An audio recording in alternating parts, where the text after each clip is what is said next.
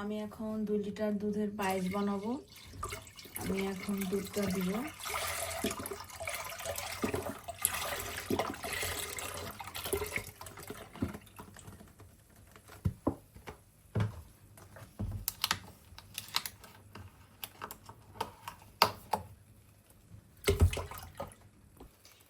আমি 2 লিটার দুধের মধ্যে এই হাফ কাপের 1 কাপ চাল দিয়েছি আর দিব এলাচি। আমি এলাচি দিব।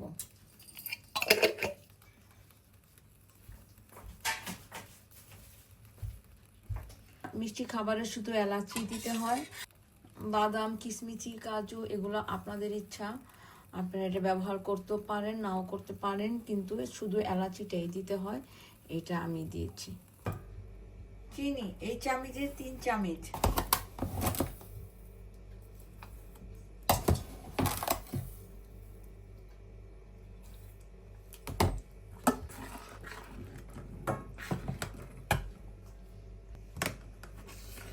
আমার পায়েসটা প্রায় হয়ে গেছে। আমি চিনিটাও দিয়েছি, গুড়।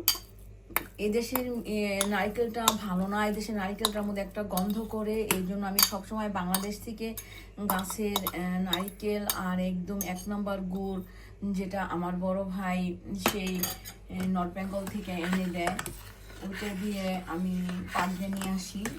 আমার বড় ভাই রাজশাহী থেকে এই গুড় এনে দেয়, আর আমি আমাদের গাছের নারকেল দিয়ে এইভাবে পাক দিয়ে নিয়ে আসি, আমি যেন এখানে সব ধরনের মিষ্টি খাবার এটা ব্যবহার করতে পারি।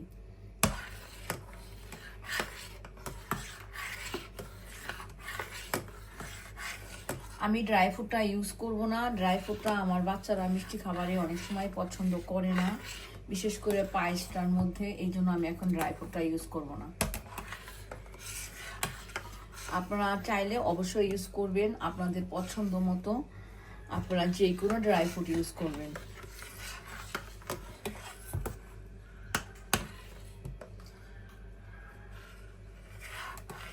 আমার পায়েসটা হইতে 1 ঘন্টা টাইম লাগলো, আপনাদেরও ঠিক এমনই লাগবে।